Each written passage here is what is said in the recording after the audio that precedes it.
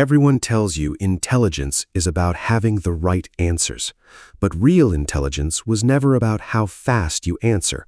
It was always about what you do when no one is watching.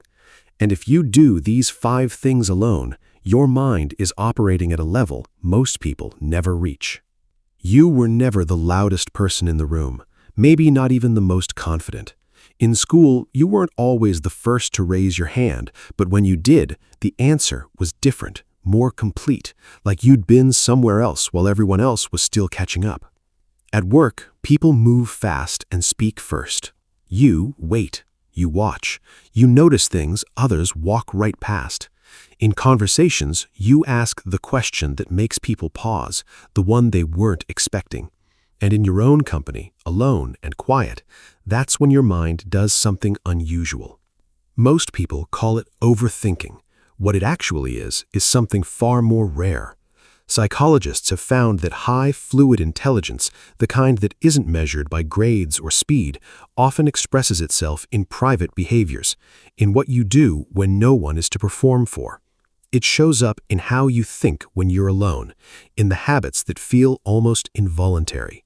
These aren't quirks, they're signals, and most people with them have spent their whole lives being told they're too much, when the truth is they were simply operating on a different frequency. 1. You argue with yourself. Not out loud, inside. You take a position, then immediately challenge it. You find the hole in your own logic before anyone else can. This is called dialectical thinking. It's the ability to hold 2 conflicting ideas at once and move towards something more accurate than either. Most people pick a side and stay there. You keep moving. That discomfort you feel when you can't land on a clean answer, that's your intelligence refusing to oversimplify. 2. You get absorbed in one thing for hours without noticing.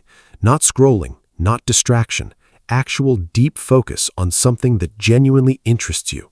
Psychologists call this a flow state, but reaching it easily and reaching it alone signals a mind capable of sustained abstract thought. People call it obsessive. What it really is your brain doing what it was built for. 3. You notice patterns other people miss.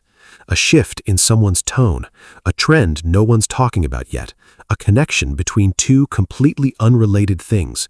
Your brain is constantly running pattern recognition in the background, linking, cross-referencing, updating. This is one of the clearest markers of high fluid intelligence.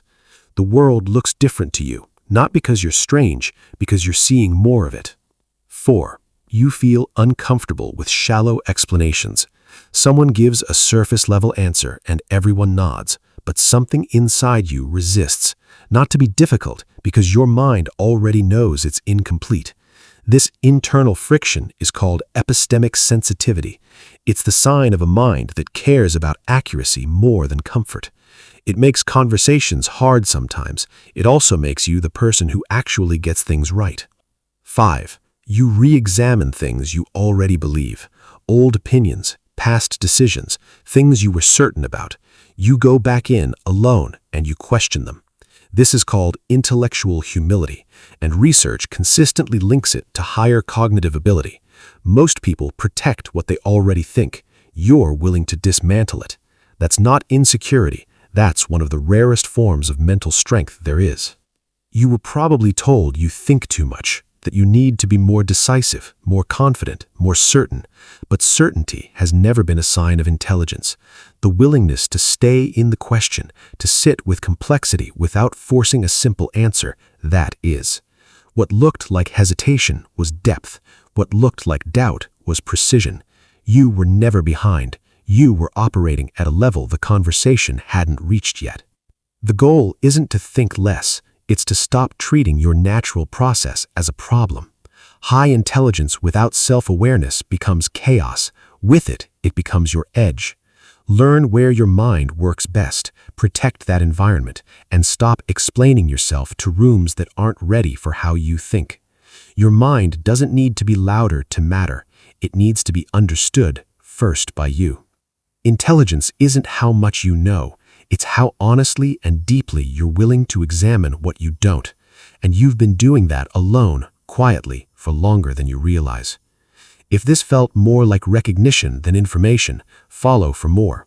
There's a lot more to understand about the way your mind actually works.